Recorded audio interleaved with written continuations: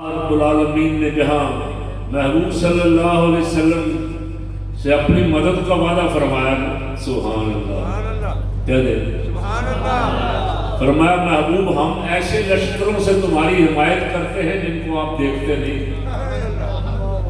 اللہ آپ کے لشکر جو ہیں، ہوا بھی اللہ کا لشکر۔ احزاب والے دن مسلمانوں کی مدد ہوا کے ذریعے فرمائی۔ صحابہ کرام فرماتے ہیں جب کفار محاصرہ کر کر کے تنگ آ گئے، سرکار نے خندق کھود دی، اب خندق کراس نہیں کر سکتے، اگر کرتے ہیں تو مسلمان مجاہدین آگے مقابلے کے لیے کھڑے ہیں۔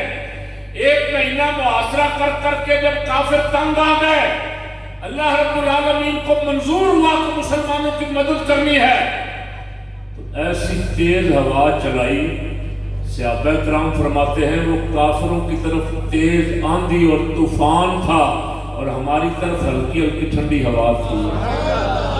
کافروں کے خیمے الٹ گئے، ان کی سواریاں، ان کے گھوڑے رسیاں توڑا کے دوڑے اور انہی کو رونق ڈالا۔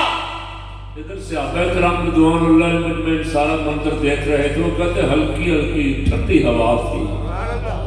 سورہ احزاب 21واں سپارہ، سورہ احزاب کا دوسرا رکوع شروع ہو رہا ہے۔ یا ایھا الذین آمنوا اذکروا نعمت اللہ علیکم اذ جاءتکم جنودا فارسلنا علیہم۔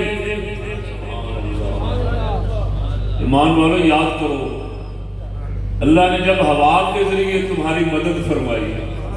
اللہ کے لشکر تو ایسے ہی غار ثور میں ہجرت والی رات سارے کفار حضور کا پیچھا کرتے ہوئے آ رہے تھے۔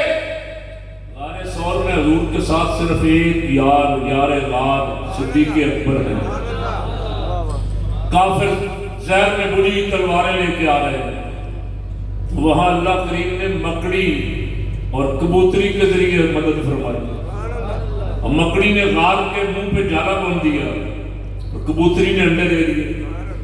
جب یہ آئے کافر تو انہوں نے دیکھا، کہنے لگے لگتا ہے اس غار میں تو صدیاں ہو گئی کوئی اندر نہیں گیا، اگر اس غار میں کوئی گیا ہوتا تو یہ جالا تو ٹوٹ پھوٹ جاتا، یہ کبوتری کے انڈے کیسے یہاں سلامت رہتے۔ وہاں غار کے دہانے پہ گئے، کھڑے ہوئے، دیکھا، دیکھ کے واپس آ گئے۔ صدیق اکبر رضی اللہ تعالیٰ کو دیکھ رہے تھے، آوازیں بھی سن رہے تھے کہ کافر غار کے منہ پہ آ گئے ہیں۔ عرض کی یا رسول اللہ، آقا غریب نواز، کافر ہمیں تلاش کرتے کرتے غار کے منہ پہ آ گئے ہیں۔ اب فکر یہ تھی میرے محبوب کو کوئی نقصان نہ ہو جائے۔ حضور نے فرمایا ابو بکر فکر نہ کر، لا تحزن ان اللہ معنا، سبحان اللہ، فکر نہ کر، اللہ ہمارے مجھے کرے، سبحان اللہ۔ قرآن پاک 10واں سپارہ